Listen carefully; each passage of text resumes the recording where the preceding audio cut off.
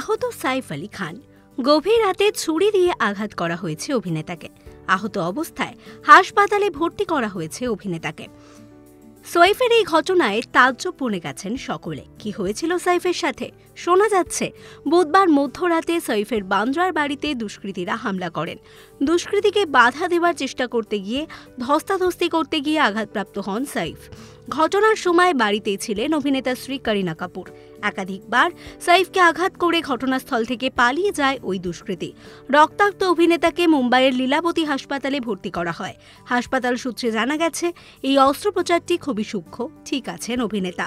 কে ঘটালো এই ঘটনা সেই নিয়ে তদন্ত করছেন বান্দ্রা থানার পুলিশ। আদতেও কি চুরি বা ডাকাতির উদ্দেশ্যেই বলিউডের নবাবের বাড়িতে হানা দিয়েছিল দুষ্কৃতী, না অন্য কোনো উদ্দেশ্য ছিল সেই বিষয়ে তদন্ত চলছে। সাইফের ৩ গৃহ পরিচারককে জিজ্ঞাসাবাদের জন্য আটক করেছে মুম্বাই পুলিশ। সাইফের বাড়ির ভিতরের কেউ এই ঘটনার সাথে যুক্ত থাকতে পারে বলে মনে করেছেন পুলিশ। বলিউডের প্রথম সারির অভিনেতার বাড়িতে এরূপ হামলায় ভয় পেয়েছেন অনেকেই। প্রশ্ন উঠছে অভিনেতাদের নিরাপত্তা নিয়ে। কড়া নিরাপত্তা পেরিয়ে সদ্গুরু শরণ সোসাইটিতে, অর্থাৎ যেখানে সাইফ থাকেন, সেখানে বাইরে থেকে কারো ঢোকা অতটাও সহজ নয়। এখন অপেক্ষা আসল সত্যি সামনে আসার। এরকম আরও অনেক ভিডিওস দেখার জন্য নজর রাখুন আমাদের চ্যানেলে। পাশে থাকা বেল আইকনটি ক্লিক করতে ভুলবেন না।